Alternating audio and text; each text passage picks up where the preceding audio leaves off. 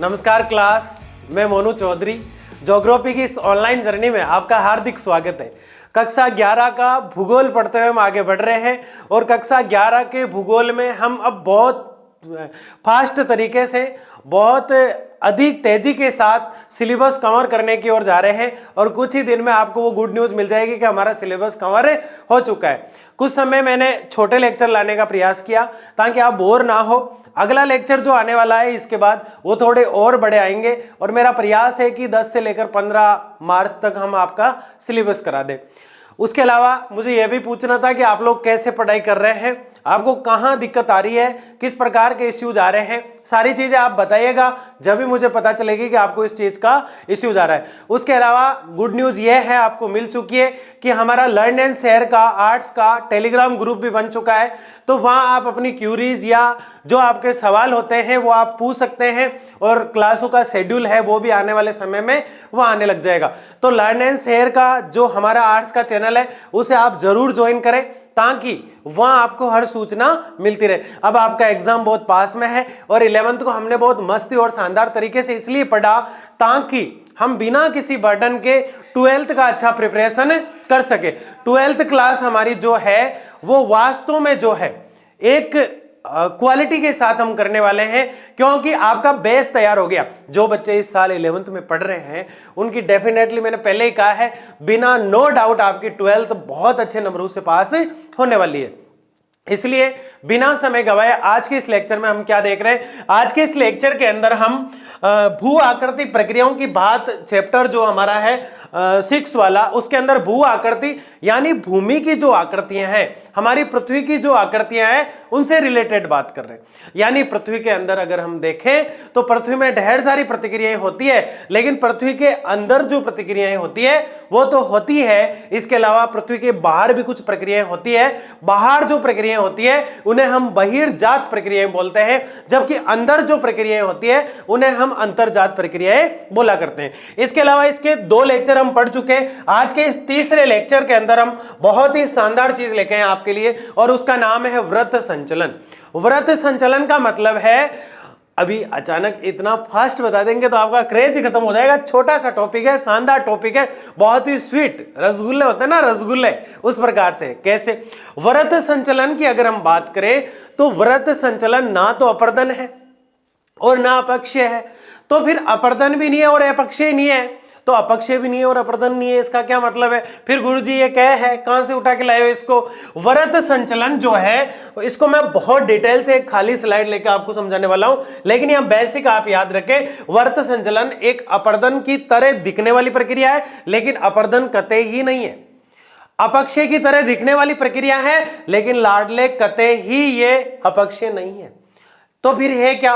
तो व्रत संचलन को हम बहुत डिटेल से देखने वाले। इसके अलावा व्रत संचलन जो है उसे व्रत संचलन के अंदर उसके अलाइनमेंट क्या है, उसके तत्व क्या है, वो किन कारकों को लेकर अपनी विशेषताओं को डेवलप कर रहा है, इन 2 लेक्चर फ्लो के तौर पर आज हमारी चर्चा होने वाली है। तो इसमें सबसे पहले हम ये देखते हैं कि व्रत संचलन है क्या।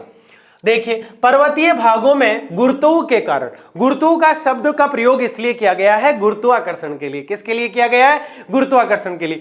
गुरुत्वाकर्षण की अगर हम बात करें तो मैंने आपको बताया पृथ्वी प्रत्येक चीज को, पृथ्वी प्रत्येक वस्तु को अपनी ओर खींचा करती है। इसीलिए न्यूटन ने इतना बड़ा सिद्धांत दे दिया। न्यूटन एक पेड़ के नीचे बैठा था और वो सेब एप्पल का पेड़ था। अचानक से एक एप्पल गिरा और वो टेंशन में आ गया, आपकी तरह था, जैसे आप एग्जाम को लेकर टेंशन में हो। उसने कहा यार ऐसा कैसा हो गया, ये जो एप्पल था वो नीचे क्यों आया, ऊपर क्यों नहीं गया? मैंने कहा बावड़ा है क्या, ऊपर कैसे जाएगा? क्योंकि पृथ्वी हर चीज को अपनी तरफ खींचा करती है, वो कहलाता गुरुत्वाकर्षण। लेकिन बट परंतु किंतु यहां पे एक लॉजिक और छुपा है। 36 किलोमीटर ऊपर जाने के बाद आसमान भी प्रत्येक वस्तु को अपनी तरफ खींचा करता है। यह बात समझाने के लिए मैं आपको कृत्रिम उपग्रह पर ले जाना चाहता हूं। कृत्रिम उपग्रह क्या है? PSLV polar satellite launching vehicle के माध्यम से आज पूरे विश्व में, पूरे संसार में उपग्रह छोड़े जाते हैं। वो उपग्रह ऊपर जाया करते हैं और धरती के चारों तरफ चक्कर लगाने लग जाते हैं। कोई मौसम की जानकारी देता है, वेदर की, कोई ऋतु यानी सीजन की जानकारी देता है, कोई जलवायु यानी क्लाइमेट की जानकारी देता है, कोई पारिस्थितिक यानी इकोसिस्टम की जानकारी देता है, कोई पर्यावरण यानी इन्वायरमेंट की जानकारी देता है, कोई पूरे ग्लोबल की वार्मिंग की जानकारी देता है, कोई हरितगृह प्रभाव जैसी जानकारियां दे देता है, कोई मौसम में कब चक्रवात आने वाला है, कब तूफान आने वाला है, कब सुनामीज आने वाली है। वैसे सुनामीज की चर्चा हम डाटा से करते थे। समुद्र के अंदर, महासागर के अंदर एक डाटा नाम की मशीन लगाई जाती है जो 8 घंटे पहले बता देती है भाई सुनामी कब आएगी, और उस सुनामी की जब रूपरेखा तैयार हो जाती है तो 8 घंटे से पहले उस क्षेत्र से उन चीजों को हटा दिया जाता है जो सबसे ज्यादा नुकसान पहुंचाएगी, जिसको सुनामी सबसे ज्यादा नुकसान पहुंचाएगी। ये तो एक सुनामी की बात हमने की। लेकिन हम बात कर रहे थे कि ये वास्तव में कृत्रिम उपग्रह है क्या और इसकी यहां क्या जरूरत पड़ी, क्योंकि गुरुत्वाकर्षण की बात हम कर रहे हैं। किसकी बात कर रहे हैं हम? गुरुत्वाकर्षण की बात अगर हम करें तो गुरुत्वाकर्षण को बहुत डेफिनेटली और अच्छे तरीके से समझने के लिए हमें जो है गुरुत्वाकर्षण की एक बेसिक परिभाषा आनी चाहिए। पृथ्वी प्रत्येक चीज को अपनी तरफ खींचा करती है, बहुत अच्छी बात है। आसमान भी खींचा करता है, लेकिन कहां से खींचा करता है? तो मैंने एक नाम लिया था PSLV, polar satellite launching vehicle. एक रॉकेट होता है और उसके ऊपर एक छोटा उपग्रह फिट किया जाता है। वो उपग्रह ऊपर जब जाता है रॉकेट के साथ, रॉकेट तो जल के राख हो जाता है और वो हैदराबाद के, आंध्र प्रदेश के, तेलंगाना और हैदराबाद के बॉर्डर से सतीश धवन केंद्र से छोड़ा जाता है। वो ऊपर जाके जो है पृथ्वी के चारों तरफ एक घूर्णन क्रिया बना लेता है और पृथ्वी के चारों तरफ, याद रहा आपको पप्पू, क्योंकि पृथ्वी पश्चिम से पूर्व की ओर घूमती है इसलिए हमने कहा था पप्पू। तो वो घूमना जब शुरू करता है तो पूरी पृथ्वी की गतिविधि जो होती है वो आपके घर पड़े कंप्यूटर में दिखा देती है। इसे हम जीपीएस वगैरह कहते हैं। वो जो काम करते हैं वो कृत्रिम उपग्रह कहते हैं। आज हम लोकेशन डालते हैं तो लोकेशन का जो माध्यम होता है, जीपीएस वगैरह जो होते हैं, जो डिस्टेंस बताते हैं, जिसे मैप के माध्यम से हम एक एप्लीकेशन के तौर पर, यहाँ मुझे जाना है और यहाँ से मैं जा रहा हूँ, तो फिर वो जो डिस्टेंस शो करता है गूगल मैप जिसे हम कहा करते हैं, तो वो जो करता है वो कृत्रिम जो उपग्रह है उसके माध्यम से करता है। प्राकृतिक उपग्रह तो है ही, जैसे बृहस्पति के सबसे ज्यादा है, बुध के कम है, ऐसे हम ग्रह जो होते हैं 8, उनके कुछ उपग्रह हुआ करते हैं, वो तो प्रकृति से बने हुए हैं, लेकिन कुछ कृत्रिम उपग्रह होते हैं जो हमने बनाए हैं, वैज्ञानिकों ने बनाए। जैसे अभी कुछ समय पहले भारत ने 104 उपग्रह रूस की सहायता से छोड़े थे, तो उनमें से वो मौसम की जानकारी देते हैं। आप सोचते होंगे मौसम वालों को कैसे पता? इसको भगवान आके, इंद्र भगवान कान में कहता है या सुबह बारिश होगी, इसको कैसे पता चलता है? उसको उन उपग्रहों के माध्यम से पता चला करता है। लेकिन बात यह है कि 36,000 किलोमीटर पर वो स्थापित होने के बाद ना तो उसको पृथ्वी खींच पाएगी और ना उसको आसमान खींच पाएगा, इसलिए वो बीच में स्थापित होकर पृथ्वी के चारों तरफ चक्कर लगाने लग जाएगा। अब ऐसा क्यों होता है? जैसे मैं कहूं कि दो बराबर ताकत वाले व्यक्ति, मेरी तरह आप में से कोई इतना मोटा मेरी तरह, तो आके देखें कि दो जने मेरे जैसे ही एक ही रस्सी को खींच रहे और दोनों में बराबर बल लग रहा है, तो फिर रस्सी जो है दोनों में बराबर बल लगने के कारण रस्सी का जो खिंचाव दोनों तरफ टूटता जाएगा और बीच में से जो रस्सी है बीच में से ही टूटेगी, यानी बीच में से ही वो 36,000 किलोमीटर पे घूमने लग जाएगा। ना तो इधर वाला पूरी तरह खींच पाएगा ना इधर वाला, लेकिन एक तरफ अगर बल कम है और दूसरी तरफ बल कम है तो वो प्रतिक्रिया नहीं हो पाएगी। ये आपके बहुत अच्छे से चीज समझ में आ गई, क्योंकि आसमान भी वस्तु को खींचा करता है और पृथ्वी भी खींचा करती है, इसे हम गुरुत्वाकर्षण कहते हैं। तो जो आज हम वृत्त संचलन देख रहे हैं वो पूरा ही गुरुत्वाकर्षण पर आधारित है। किस पर आधारित है? गुरुत्वाकर्षण पर। लेकिन आपने देखा कि जब हमने अपक्षय की बात की थी, किसकी बात की थी? अपक्षय की बात की थी हमने, उसके अलावा हमने अपरदन की बात की थी। ये दोनों चीजें हमने बहुत डिटेल से देखी और मैंने इस पे ज्यादा फोकस इसलिए किया ताकि लाडलो आपको बहुत अच्छे से समझ में आ जाए। अपक्षय में हम देख रहे थे कि कोई ये चट्टान थी एक प्रकार की, और उस चट्टान के अंदर हम इन्हें देखा कि ये मैं यहां बना देता हूं एक चट्टान, ये एक चट्टान है, इसके अंदर कोई जीव लग गए, कोई शैवाल लग गए, कोई कवक लग गए, या फिर कोई रासायनिक प्रक्रिया हुई। कैसी प्रक्रिया हुई? रासायनिक प्रक्रिया हुई। इन सब के कारण ये चट्टान बीच में से टूट जाती है, लेकिन ये परिवहन के साथ अपरदन इसका नहीं होता है, लेकिन ये क्या करती है, इसी स्थान पर टूटकर यह परिवहन का साधन बना देती है, परिवहन का रास्ता बना देती है। कोई भी साधन आराम से वहां गुजर सकता है, कोई भी व्हीकल्स वहां से गुजर सकता है। तो अपक्षय अपने ही स्थान पर, ये जो बता रहा हूं मैं, ये अपने ही स्थान पर हुआ। अपरदन क्या है? बहुत तेज हवा चली, आंधियां चली, चक्रवात चले, भूकंप जैसी प्रक्रिया हुई और हवाएं बहुत तेज चल रही थी। हवाएं तेज चलने के कारण अपरदन प्रक्रिया होती है। क्या होता है अपरदन प्रक्रिया में? अपरदन प्रक्रिया में हम यह देखते हैं कि हवा के साथ, किसके साथ? हवा के साथ या फिर पानी के साथ जो भी वहां तरल मृदा वगैरह जो भी होती है, मृदा के जो मिट्टी के जो सॉइल्स के जो कण होते हैं वो पानी और हवा के साथ चलना शुरू कर देते हैं, वो अपर्दन प्रक्रिया। फिर ये अलग कैसे है? एक अपने ही स्थान पर केमिकल्स रिएक्शन के कारण, कार्बनिक क्रियाओं के कारण, भौतिक दाब के कारण या फिर आंतरिक बहिर्जार और अंतर्जात बल के कारण अपने ही स्थान पर टूट जाता है, अपक्षय है। लेकिन पानी के कारण या हवा के कारण मृदा का, चट्टानों का दूर से आकर किसी दूसरे स्थान पर आकर स्थापित हो जाना, जैसे जलोढ़ मिट्टी हमने पढ़ी थी, तो वो जो अपर्दन होता है वो एक स्थान से दूसरे स्थान पर आता है। तो इसमें तो केमिकल्स रिएक्शन, इसमें हवा पानी के साथ चल रहा है, लेकिन व्रत संचलन में एक शब्द लाड ले, गिन के गांठ बांध ले, इसकी स्थायी मेमोरी में फिट कर ले इसको। कैसे? कि जो व्रत संचलन है उसमें लुढ़कना होता है, जैसे भूस्खलन। भूस्खलन का मतलब होता है कि एक पहाड़ है, अचानक से पत्थर गिर रहे हैं और आसपास के लोगों को काफी नुकसान हो जाता है, जन और धन, मनुष्य और आर्थिक जो परेशानी है वो उठानी पड़ती है, जन धन दोनों की हानि होती है। ये हम इसमें व्रत संचलन में देखेंगे।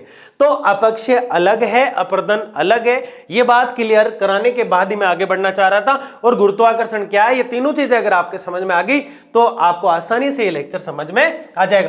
पर्वतीय भागों में गुरुत्व के कारण व्रत संचलन होता है, यानी लुढ़कन होता है, लुढ़कना होता है, खिसकना होता है, बिखरना होता है, टूटना होता है, सारी प्रतिक्रियाएं जो इसके अंदर होती है। उसमें सबसे पहली चीज क्या है? सबसे पहली चीज है कि कोई भी पहाड़ है माना जाए, उस पहाड़ से कोई एक चट्टान के नीचे दूसरी चट्टान, या फिर एक चट्टान के नीचे बहुत बड़ा बरगद का पेड़ उगा था, साल का उगा था, देवदार का उगा हुआ था, चीड़ का उगा हुआ था, महुआ का उगा हुआ था, गिनोनी का उगा हुआ था, ढेर सारे पौधे होते हैं। जंगलों में हमने देखा, फॉरेस्ट हमने पढ़ा, फॉरेस्ट में हमने देखा कि ढेर सारे जंगलों में, पहाड़ों के अंदर पौधे उगे रहते हैं। और अचानक से एक पौधा जो था, पेड़ उसे कह सकते हैं, पौधा छोटा होता है, एक पेड़ था और उस पेड़ के टूटने के कारण धीरे से वो जो चट्टान थी उस चट्टान में सिकुड़न पैदा हुआ, और वो चट्टान जैसे ही वो पेड़ हटा वहां से, वो चट्टान धीरे से गिर गई।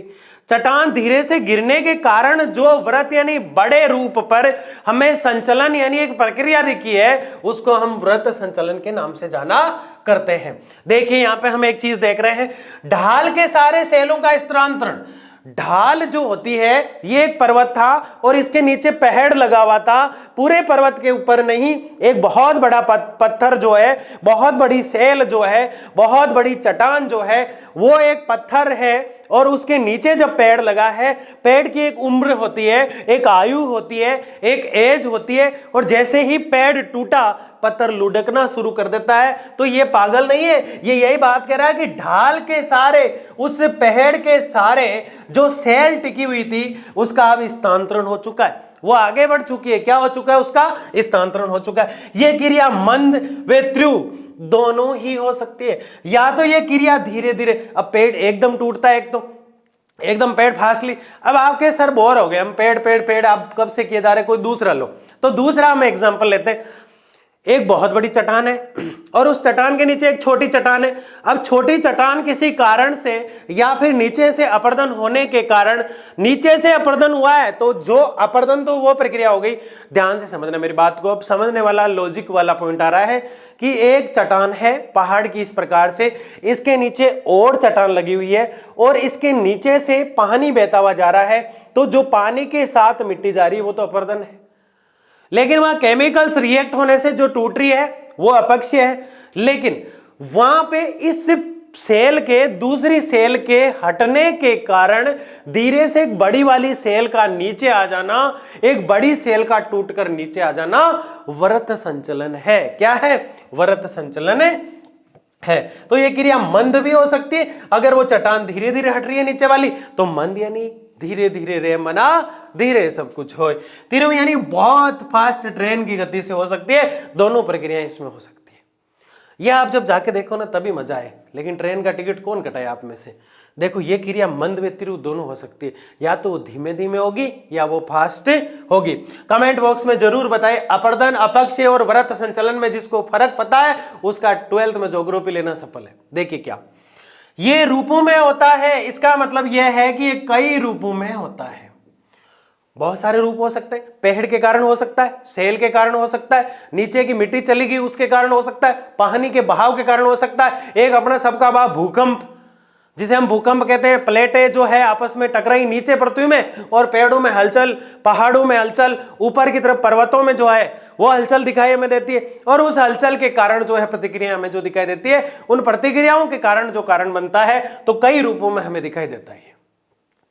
तो ये पहली स्लाइड की 4 लाइनें हमने पढ़ी अब तक, और आप सोच रहे सर 4 लाइन में आप क्या क्या बता रहे, तो अपक्षय और अपरदन के साथ हम वृत्त संचलन को अलग से जो है डिफाइंड कर रहे हैं ताकि बहुत अच्छे से हमें अंतर समझ में आ जाए। आगे देखते हैं इस बात को हम। वृत्त संचलन में गुरुत्वाकर्षण शक्ति सहायक होती है, पूरा ही गुरुत्वाकर्षण शक्ति पर टिका रहता है।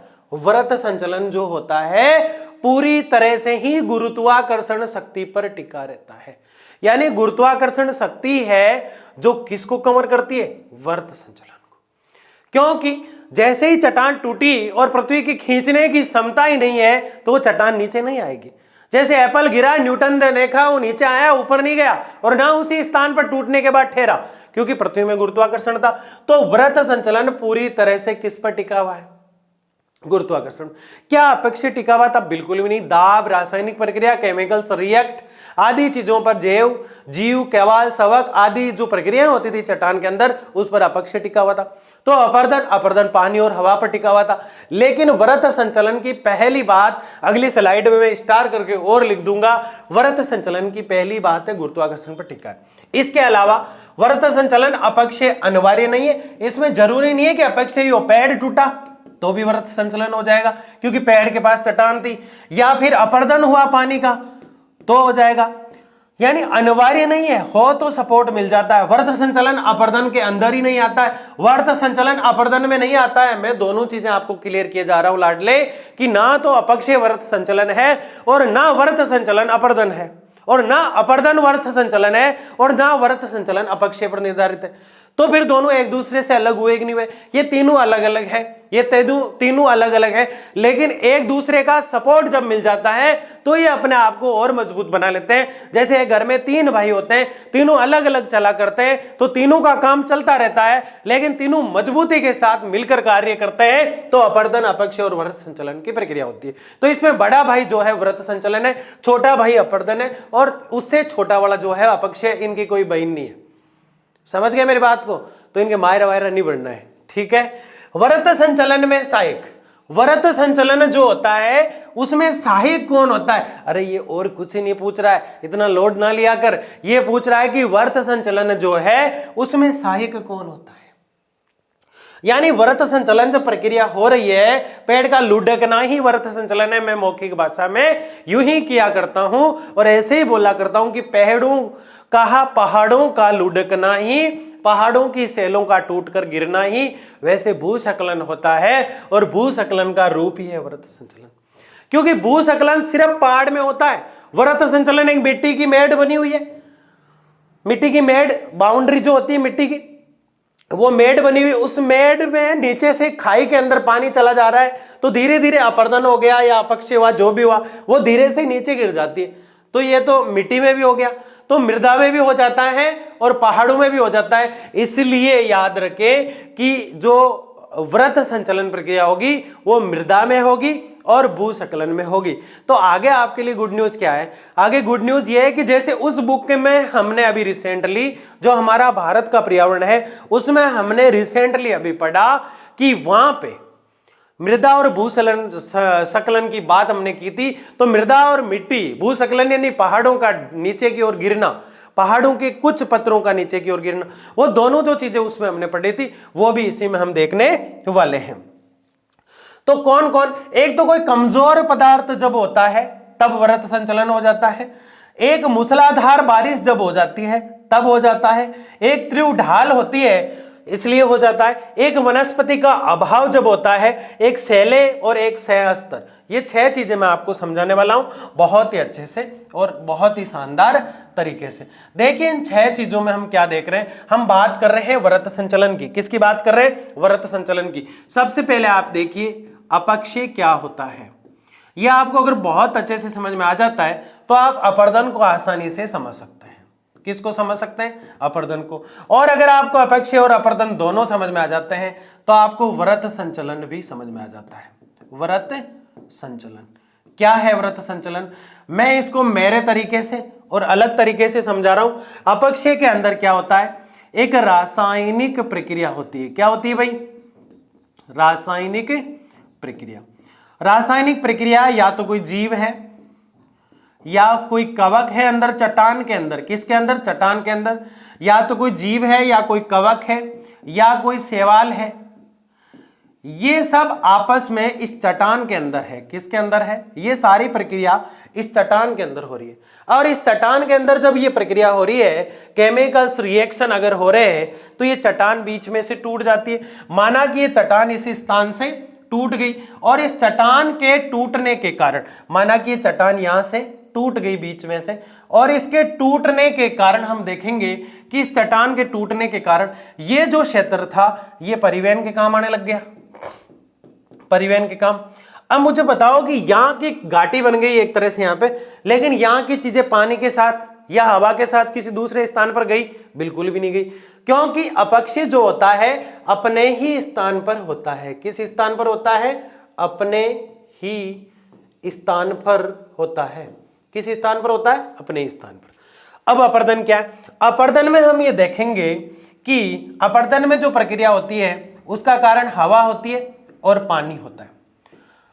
अब कोई चट्टान है और वो टूट रही है, इसको हवा और पानी जो है वो एक स्थान से दूसरे स्थान पर ले जाते हैं। हवा आई और पानी आई और ये टूटी हुई है, तो इसके जो कण होते हैं, क्या होते हैं? इसके जो कण होते हैं वो एक स्थान से दूसरे स्थान पर यूं जाना शुरू कर देते हैं। इस प्रकार से जाना शुरू कर देते हैं और जाते जाते हम ये देखते हैं कि लास्ट में यहां जो क्षेत्र था वो खाली खाली नजर आने लग जाता है। यहां का क्षेत्र क्या होता है? खाली खाली सा नजर आने लग जाता है। तो अपर्दन जो होता है उसमें जो मृदा होती है, मिट्टी होती है, सॉइल्स होती है, वो चली जाया करती है। अगर ये दोनों चीजें आपको बहुत अच्छे से समझ में आ जाए, ये अपने ही स्थान पर हो रहा है, ये आगे जाके हो रहा है, आगे जाकर, ठीक है। ये दोनों चीजें जब आपको समझ में आ जाती है तब आप यहां आइएगा और ये एक मिट्टी की मेड बना रहा हूं मैं। क्या बना रहा हूं? मिट्टी की मेड बना रहा हूं इस प्रकार से।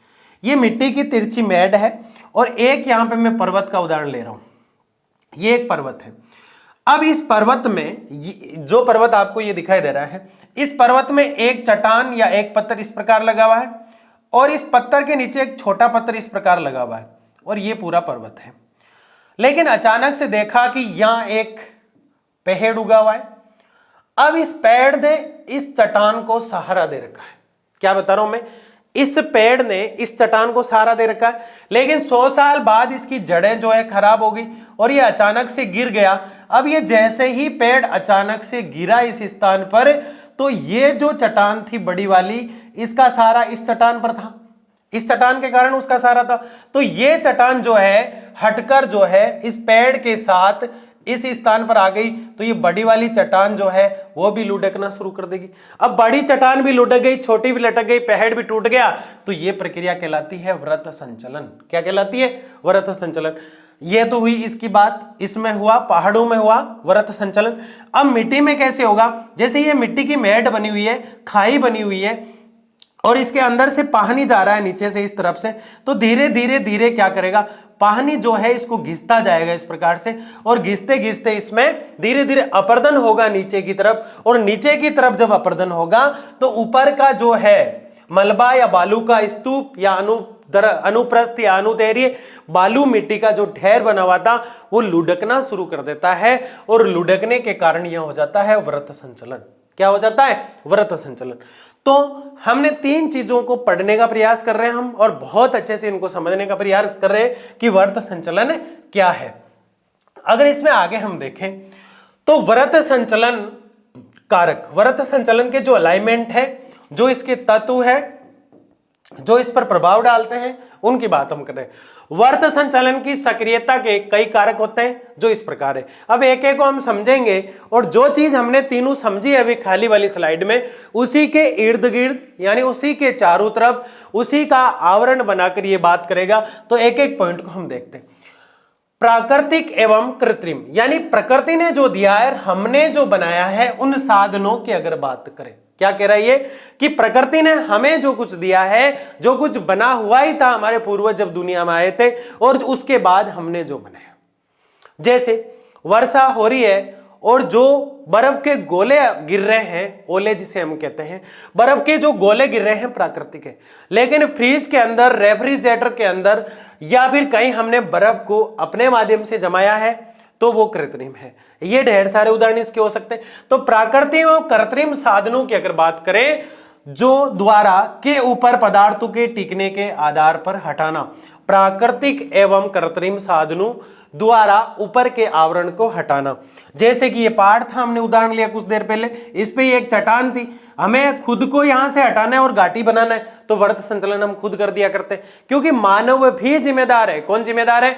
मानव भी जिम्मेदार है। प्राकृतिक आपदाएं जितनी भी आती है, प्राकृतिक संकट जितने भी आते हैं, उसमें कहीं ना कहीं मानव जिम्मेदार होता है। जैसे मानव बाढ़ को रोक नहीं सकता, लेकिन रोकथाम के प्रयास बांध बना के, पेड़ पौधे लगा के कर सकता है। मानव भूकंप को रोक नहीं सकता, लेकिन जहां भूकंप क्षेत्र संवेदनशील क्षेत्र है, वहां आवासीय स्थान ना बसाए। तो मानव उसके लिए कारगर तो साबित हो सकता है। जैसे डाटा बार बार चिल्ला के कह रहा है, समुद्र के अंदर डाटा जो होता है, मशीन, वो बार बार कह रहा है कि 8 घंटे बाद सुनामी आने वाली है, फिर भी लोग वहां से हट नहीं रहे, तो कहीं ना कहीं मानव जिम्मेदार होता है। और जब पता है कि ये सुनामी क्षेत्र है, या फिर ज्वालामुखी जहां से फटती है, आपको पता है जहां से ज्वालामुखी निकलती है, पृथ्वी अंदर से गर्म है, पृथ्वी अंदर से लाल है, और अंदर लाल पानी है, गर्म पानी है। वो पानी कभी कभी पृथ्वी के अंदर छेद कर देता है, जहां तुम बैठे हो वहां भी कर सकता है, इसलिए ध्यान रखें। तो जो पानी अंदर से छेद करके बाहर निकलता है, तो छिद्र कहलाता है, और वो छिद्र बड़ा हो जाता है तो एक बहुत बड़ा रूप ले लेता है, और कालडेरा कहलाता है पूरा बड़ा होने के बाद। अब जो कालडेरा है वो झील का रूप ले लेता है, समुद्रों का रूप ले लेता है, बड़ा रूप ले लेता है। समुद्र तो नहीं बन पाता हालांकि, लेकिन एक बड़ा रूप लेके बड़ी झील बन जाया करता है। तो उसके अंदर जो बाहर से निकली थी जो चीज, अंदर जब थी, बाहर आई, तो जब तक बाहर आई थी तब तक मैग्मा था, और ठंडी होके बन गई लावा, और उसी से इग्नियस यानी आग्नेय चट्टानें बना करती थी। तो आग्नेय जो चट्टानें बनी है, या फिर किसी भी प्रकार की चट्टानें बनी है, या फिर कोई भी खनिज है, तो मानो उस खनिज को ट्रॉली के माध्यम से, आवागमन के माध्यम से, परिवहन के माध्यम से वहां से हटाता है। जैसे जो लोग माइंस में काम करते हैं, वो व्रत संचलन खुद किया करते हैं, क्योंकि उन्हें पत्थरों की जरूरत है। एक बड़ी चट्टान है पर्वत की, नीचे की जो चट्टान है उसको हटा देंगे तो वो चट्टान गिर जाएगी, फिर उसके टुकड़े करके धीरे धीरे मार्बल एसोसिएशन जो चला करते हैं उसमें चली जाती है। तो व्रत संचलन में मानव भी जिम्मेदार है। इसलिए कहा गया है कि प्राकृतिक तरीके से तो होता ही है, लेकिन उसके अलावा कृत्रिम तरीके से मानव भी जो है ऊपर के पदार्थों को टिकने के आधार पर हटा देता है। ढालों की प्रवणता एवं ऊंचाई में वृद्धि, कई बार ये कारण होता है कि जो व्रत संचलन है वो ढाल पे डिपेंड करता है कि ढाल कैसी है, उसकी ऊंचाई कैसी है, उसकी प्रवणता कैसी है, उसकी गहराई कैसी है, आदि चीजों पे। पदार्थों के प्राकृतिक अथवा कृत्रिम भराव के कारण उत्पन्न अतिभार, पदार्थ जो होते हैं उसका प्राकृतिक अथवा कृत्रिम भराव कारण अतिभार, यानी कि प्रकृति के ऊपर कोई वस्तु है, यानी पृथ्वी के ऊपर कोई वस्तु है, और जैसे पेड़ का हम उदाहरण ले रहे थे, तो जो पेड़ है वो नीचे लगा हुआ है, और पेड़ नीचे लगा हुआ है तो काफी टाइम तक पेड़ लगा हुआ है, लेकिन अब उसकी भार क्षमता, उसकी क्या है, भार क्षमता या भराव क्षमता। भराव क्षमता तो जब आ जाएगा जब अपर्दन मिट्टी में हो रहा हो। अपर्दन किस में हो रहा हो? मिट्टी में हो रहा हो। मिट्टी में अपर्दन हो रहा हो तो उसके कारण जो व्रत संचलन होगा वो भार के कारण होगा। किसके कारण होगा? भार के कारण। लेकिन अगर पहाड़ के ऊपर पौधे के टूटने से जो हुआ है वो भार के कारण अपर्दन हुआ है। किसके कारण? भार के कारण। और उसको अपर्दन नहीं कहकर हम व्रत संचालन बोल देंगे, कारण उत्पन्न होता है। आगे अगर हम देखें तो हम देखेंगे अत्यधिक वर्षा, बहुत ज्यादा वर्षा हो जाए, जैसे मूसलाधार हमने पढ़ी थी, मूसलाधार बारिश होगी, मूसलाधार बहुत ज्यादा बारिश। देखिए कुछ चीजें हमने यहां ली थी जो आपने अच्छे से देखी थी। देखिए इसमें जो ये चीजें थी मैंने कहा मैं समझाऊंगा। मूसलाधार, त्रिउढाल, शैले और संयस्त्र और वनस्पति का अभाव। तो इसमें क्या था? कमजोर पदार्थ। सबसे पहले क्या है, जैसे एक पर्वत था उसके नीचे कमजोर पदार्थ लगा है तो उसकी चट्टान टूट जाएगी, बिखर जाएगी, ये व्रत संचलन है। क्या है ये? व्रत संचलन। ठीक है, ये बात हमने समझ ली। उसके अलावा मूसलाधार बारिश हो रही है किसी स्थान पर, धीरे धीरे मिट्टी का अपरदन हो रहा है, अपरदन होने तो कोई दिक्कत नहीं है, जीव शैवाल है, अपक्षय हो रहा है, कोई दिक्कत नहीं है, लेकिन ऊपर की जो मिट्टी है वो लुढ़क कर नीचे आ रही है, तो वृत्त संचलन है मूसलाधार कारण। ठीक है। वनस्पति का अभाव, जैसे किसी स्थान पर चट्टानें एक दूसरे के ऊपर इस प्रकार जमी हुई है और यहां जो वनस्पति है इस प्रकार से घास वास जो भी उसको अटकाए हुए हैं पेड़ पौधे, वो धीरे धीरे जलना शुरू हो जाते और जलना शुरू होने के बाद ये चट्टानें जो है गिरना शुरू हो जाती है और चट्टानें गिरने के कारण तिरु ढाल जो है वो और मजबूत बन जाती है और धीरे धीरे ढाल जो है उस ढाल के कारण जो है धीरे धीरे धीरे धीरे धीरे जो है ना वो जो क्षेत्र है वृत्त संचलन में बदल जाया करता है। शैले आपस में टूटा करती है। अब संयस्तर क्या है? हमने जब मिट्टी पढ़ी, जिसको हम दोबारा देखने वाले अगले लेक्चर में, संयस्तर यानी परतें हैं। संयस्तर का मतलब क्या है? परतें हैं। और मिट्टी के हमने 3 परतें पढ़ी थी, के, खे और गे। 3 परतों में हमने देखा कि ये जो परत होती है ये इस मिट्टी के गुणों को इस मिट्टी के गुणों से मिलाने का प्रयास करती है, ये चीजें देखी। उसके अलावा ICAR ने जो विभाजन किया ABC के आधार पर, उसको भी हमने देखा। तो संयस्तर का अर्थ हमें समझना है कि संयस्तर का मतलब होता है परतें। संयस्तर का मतलब क्या होता है? परतें।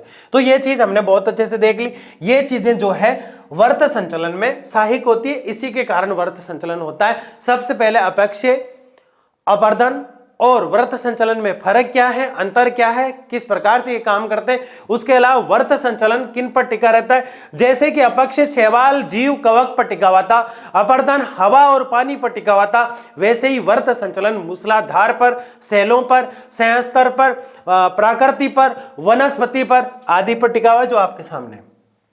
इस चीज को हमने देख लिया था पहले, लेकिन इसको समझाना बाकी रह गया था तो मैंने आपको बता दिया। तो ये चीज भी देख ली हमने। आगे क्या है? अत्यधिक वर्षा जब होती है तो मूसलाधार जो पॉइंट था मैं बैक ले जाकर आपको समझा चुका हूं। सतृपति एवं ढाल के पदार्थों के सनेहन मतलब लुढ़कना, सलेखन मतलब लुढ़कना, यानी पर्वत का, पहाड़ों का जो चट्टान होता है एक के माध्यम से दूसरे का लुढ़कना। ठीक है। मूल ढाल की सतह पर से पदार्थ या भार काटना, जो मूल ढाल है जैसे यह है और ये पर्वत है इस प्रकार से। अब यहां से ये जो क्षेत्र खाली खाली रह गए यहां पे, तो ये पर्वत लुढ़कता हुआ आएगा। तो मूल जो ढाल थी उसका नीचे का जो भार है वो हट गया और सतह जो है इसकी ये खाली हो गई। तो पर से पदार्थ यानी यहां से पदार्थ नीचे की ओर लुढ़क जाता है। क्या बता रहे हैं हम ये कह रहे हैं कि मूल ढाल जो होती है पर्वत की वो खाली हो जाती है, तो जो शैलें होती है, जो पत्थर होते हैं वो लुढ़कना शुरू कर देते हैं और भार का हट जाना है। भूकंप आना, भूकंप जब आता है तो पहाड़ ऑटोमेटिक हिलेंगे, पहाड़ हिलेंगे तो भूस्खलन होगा। तो भूस्खलन तो एक प्रक्रिया है ही, लेकिन जो वहां से हटकर नीचे आके गिर गया उसको हम वृत्त संचलन कह रहे हैं। वृत्त संचलन का मतलब क्या है? सीधा सीधा कि ऊपर की चीजें जो है, चाहे वो मिट्टी है, चाहे वो पर्वत है, चाहे वो शैल है, चाहे वो पत्थर है, वो लुढ़कना शुरू कर देते हैं। लेकिन आपके गांव के अंदर खेजड़ी का पेड़ टूटा और उसका डाल जो है वो टूटकर नीचे गिरा, वो कतई ही वृत्त संचलन नहीं होगा। अचानक से पानी आया और टूटा हुआ डाल जो है वो धीरे से उसके साथ थोड़ी दूर चला गया, वो कतई अपरदन नहीं होगा। वो डाल नीचे पड़ा था और कुछ समय बाद उसको बकरी खा गई या फिर गाय आई और उसकी जो हरी पत्तियां थी वो खा गई, तो वो कतई ही अपक्षय नहीं होगा। कब होगा फिर अपक्षय? जब होगा जब उसके अंदर जीव होंगे। जैसे कि लोहा जो होता है उसके अंदर जंग लगता है तो लास्ट में वो भूरा होके खत्म हो जाया करता है, वो अपक्षय होता है। क्या होता है? अपक्षय। अपरदन क्या होता है कि पानी के साथ चीजें चली जाया करती, वृत्त संचलन में लुढ़क जाते हैं। तो कुछ ही देर में ये लेक्चर आपका खत्म होने वाला है, बहुत ही इंटरेस्टिंग है ये। भूकंप आना, विस्फोट या मशीनों का कंपन। कई बार माइंस बिछाए जाते हैं माइंसों के अंदर, उसे माइंस बिछाना बोला करते हैं। बारूद की एक लाइन और पट्टी बनाई जाती है पत्थरों के बीच में से और फिर उसमें आग लगा दी जाती है, तो वो जैसे ही बम ब्लास्ट होता है पत्थर टूट जाया करते हैं, वो वृत्त संचलन है। उसमें जो वर्कर होते हैं, मजदूर होते हैं, जो माइंसों में काम करते हैं, खादानों में काम करते हैं, वो उसके अंदर आग लगा के लगभग 500-700 मीटर दूर चले जाया करते हैं, क्योंकि वो पत्थर पूरी तरह से फूटेगा। तो जिम्मेदार कौन हुआ? मानव। इसलिए कहते हैं कि हर प्राकृतिक आपदा के पीछे, हर प्राकृतिक संकट के पीछे कहीं ना कहीं मानव चमगादड़ खा के कोरोना फैला देता है। तो ऐसी परिस्थितियां कब बनती है? जब मानव ऐसी प्रतिक्रिया करता है। इसलिए एक लाइन आई थी बीच में, कृत्रिम और प्राकृतिक दोनों कारण होते हैं। अत्यधिक प्राकृतिक रिसाव, यानी बहुत ज्यादा प्रकृति में अगर रिसाव आ जाए, सूखापन आ जाए, सिकुड़न आ जाए, क्योंकि हमने एक चीज देखा था ना, सिकुड़न, एक चट्टान में सिकुड़न आ रही थी, दिन में पानी भरा था तो धीरे से पानी गर्म हो जाता है, वाष्पीकरण भी हो रहा था, लेकिन रात में पानी बर्फ बन जाता तो सिकुड़न और उसमें जो है संवहन प्रक्रिया हो रही थी, ये हमने देखा था। आगे देखिए, झीलों, जलाशयों और झीलों की बात करें तो जलाशय झील होता है, लेकिन झील के अलावा भी जलाशयों में तालाब भी आ जाता है। नदियों से भारी मात्रा में जल निष्कासन, एक परिणाम स्वरूप ढालों और नदी तटों के नीचे से जल की मंद गति से बहना। ये कह रहा है कि वृत्त संचलन होता क्यों है, ये आपको यही समझाना चाह रहा है। पीछे के दोनों तीनों पॉइंटों में भी यही कह रहा है कि या तो बहुत ज्यादा बारिश हो गई, या जो ढाल थी वो खत्म हो गई, या फिर भूकंप आ गया। अब देखो आसानी से समझ में आ रहा है ना भाई, वृत्त संचलन क्यों होता है? या तो जो ढाल थी वो खत्म हो गई, या फिर भूकंप आ गया, या फिर भूस्खलन हो गया, या फिर मिट्टी का अपरदन हो रहा है, या फिर मिट्टी के नीचे से पानी बह रहा है, या फिर पहाड़ के नीचे से पानी बह रहा है, या फिर वहां की वनस्पति हट गई, या फिर वहां पे बहिर्जात प्रक्रियाओं का अंतर दिखाई दिया, या फिर वहां अंतर्जात प्रक्रियाओं का अंतर दिखाई दिया, या फिर प्लेटें टकराने के कारण प्लेट विवर्तन की ओर भूकंप का आ जाना हुआ, या फिर वहां ज्वालामुखी फटी। कोई ना कोई कारण हुआ है। इसके अंदर 5 लिखे किताब वाले ने, मैंने आपको 10 बताए, 10 में से 7 तो याद रख ही सकते हैं, बहुत आसान चीज है। तो ये चीजें जो होती है, विस्फोट और अचानक से माइंस जो होती है उनमें, इस कारण से भी होता है। प्राकृतिक वनस्पति का अंधाधुंध विनाश, यानी ये बहुत बड़ा कारण है। प्रकृति जो होती है आज उसका विनाश इस तरह से हो रहा है, आज उसको इस तरह से काटा जा रहा है कि वृत्त संचलन ऑटोमेटिक होगा। अब यूं इस प्रकार से तिरछे पौधे लगे हुए, या फिर मेड़ के ऊपर पौधे लगे हुए, उनको काट दिया, क्योंकि पौधे, पेड़ जो होते हैं, पेड़ वर्षा का जो पानी होता है और उसे जो बांध बना करता है, उस बांध को रोका करता है। यानी वर्षा का लाने का जिम्मेदार, बारिश लाने का जिम्मेदार भी कौन? बारिश अच्छी कराने का जिम्मेदार भी कौन? यानी फायदा कराता है। यहाँ पे पौधे जो होते हैं, पेड़ जो होते हैं, बारिश लाते हैं पौधे, बारिश के पानी से जो मिट्टी का अपरदन होता है उसे रोकते हैं पौधे। जल जीवन मानव जीवन को सामाजिक परिवेश के साथ आर्थिक निवेश की उपलब्धि हासिल कराते हैं पौधे।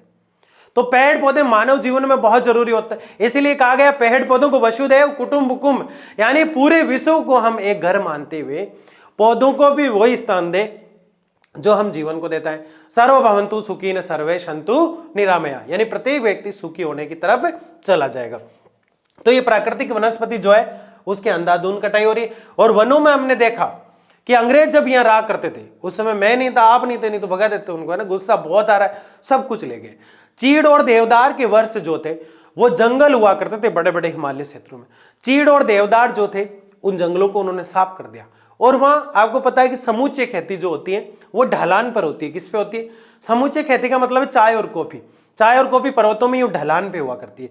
जैसे ये कोई पर्वत है, इस ढलान पे पैदा किया जाएगा, क्योंकि पानी लगते ही वो गल जाया करती है और ढलान पे पानी रुकता नहीं है। तो चाय और कॉफी की खेती को पानी निरंतर चाहिए, लेकिन रुका हुआ पानी नहीं चाहिए, तो समुच्चय खेती उसको कहा जाता है। तो अंग्रेज उस खेती को बढ़ावा देना चाह रहे थे, लेकिन वो ढलान को आकर उन्होंने देखा, असम में, आसाम की तरफ देखा उन्होंने, जहां बारिश तो अच्छी होती है, बाढ़ भी बहुत आती है। अब बाढ़ आती है तो चाय कॉफी की फसल हो जाएगी खराब, तो फिर क्या करें, इन ढलानों पर पैदा किया जाए। लेकिन उन्होंने जैसे ढलानों को देखा तो चिंगू मिंगू चाओ चिंगू जिनपिंग बोला कि अगर ये ढलान जो है इस पे पहले ही देवदार और चीड़ के पौधे लगे हुए, अगर देवदार और चीड़ लगे हुए हैं तो कैसे खेती करेंगे यहाँ पे। तो पहले क्या किया अंग्रेजों ने, चीड़ और देवदार की खेती जो थी, खेती नहीं कहकर उसको वन कह सकते हैं हम, फॉरेस्ट कह सकते हैं, उन फॉरेस्ट जंगलों को हटाया और उनको हटाकर बोले अब इनका क्या करें। तो उन्होंने कहा कि हमें एक चीज और चाहिए, हम चाय और कॉफी की खेती तो यहाँ कर लेंगे और उससे बहुत इंपोर्ट एक्सपोर्ट आयात निर्यात होगा, बहुत पैसा कमाएंगे, लेकिन उसके अलावा जो यहाँ पे एक चीज और है कि ये जो पौधे इतने पेड़ कट रहे हैं चीड़ और देवदार के, अब इनका क्या करें। तो कहा कि हमें एक चीज की और जरूरत है, वो है परिवहन। हमें रेल मार्ग भारत का विकसित करना है ताकि हम गुजरात के कांडला बंदरगाह या कहीं भी जो भी बंदरगाह लगता हो आसपास में, बंदरगाह का मतलब बंदर नहीं बैठे होते, बंदरगाह का मतलब नावें रुकी हुई होती है। क्या रुकी होती है? नावें, पतन कहते हैं उसको। तो बंदरगाह और पतन तक पहुंचा जा सके इसलिए ट्रेन मार्ग को ज्यादा उन्होंने श्योरिटी दी, और ज्यादा श्योरिटी देने के कारण चीड़ और देवदार के जो वृक्ष होते थे वो आज आप पटरियों पे देखते हो तो लकड़ी के बोटे लगे रहते हैं, लकड़ी के टुकड़े लगे रहते हैं, वो चीड़ और देवदार के। ये अंग्रेजों का कार्यक्रम शुरू किया हुआ है, इसलिए भारत में 33% वन होने चाहिए, लेकिन लगभग 24-25 कुछ है, राउंड फिगर 25 बोल रहे हैं, 25% वन ही है। 33% तो आंकड़ा रखा, हमसे ज्यादा आंकड़ा तो जापान कवर कर चुका है। जापान में 66% वन है। तो हम कब पहुंचेंगे? बहुत जल्द पहुंचेंगे। हम सबको एक एक क्या लगाना है? पौधा। फिर उसको क्या करना है? पानी पिलाना है ना, और गाय को नहीं खाना देना है, इस बात का ध्यान रखना है। तो प्राकृतिक वनस्पति का अंधाधुंध विनाश होता जा रहा है, और अंधाधुंध विनाश होने के कारण ही आज जो है व्रत संचलन की प्रक्रिया हो रही है। व्रत संचलन एक बहुत ही शानदार प्रक्रिया थी। ये अपर्दन और अपक्षय को साथ तो लेके चलती है, लेकिन ये अपर्दन और अपक्षय नहीं है, इस बात का आप ध्यान रखें। निम्न 3 रूप होते हैं। ये जो व्रत संचलन होता है इसमें 3 रूप देखने को मिलते हैं। इसके बाद लेक्चर खत्म। अनुप्रस्थ विस्थापन, तुषार वर्दी या अन्य कारणों से मृदा का अनुप्रस्थ विस्थापन, एक स्थान से दूसरे स्थान पर मृदा गई। तो यहां अपर्दन ये नहीं बोल रहा है, क्योंकि ये कहता है मैं तो अपर्दन पे डिपेंड ही नहीं हूं। ये कह रहा है कि एक स्थान से दूसरे स्थान पर मृदा चलेगी, मुझे कोई मतलब नहीं है, लेकिन यहां से तो मिट्टी चलेगी, यहां से मिट्टी चलेगी तो लुढ़कना शुरू हो जाएगा, गिरना शुरू हो जाएगा, और गिरेगा चट्टाने जब, तो अपना आप जो अनुप्रस्थ विस्थापन है वो हो जाएगा। इसको डिटेल से हम देखेंगे कब? अगले लेक्चर में। परवाह, यानी कि यहां से जो लुढ़का है वो जिसके ऊपर लुढ़का है उसको और लुढ़का के चला गया, तो ये परवाह कहलाता है। शकलन, यानी सीधा नॉन स्टॉप आके गिर गया। सकलन यानी गिरना, इसमें भूसकलन कर दूं तो पृथ्वी पर आकर गिरा है, तो सकलन कहीं भी हो सकता है। ये तीनों चीजें भी हम क्या करने वाले? बहुत डिटेल से देखने वाले। तो इन चीजों को हमने बहुत अच्छे से समझा, शानदार तरीके से समझा, और आज का जो हमारा ये टॉपिक था वर्ड संचलन कंप्लीट हुआ। मिलते हैं अगले वाले लेक्चर में बहुत ही शानदार और धुआंधार तरीके से। जब तक बताइएगा कैसे आप लोग और आपकी पढ़ाई कैसे चल रही है। 1-2 वीडियो बीच में डिस्टर्ब हुआ, उसके लिए क्षमा प्रार्थी हम। बहुत बहुत धन्यवाद। मिलते हैं अगले लेक्चर में।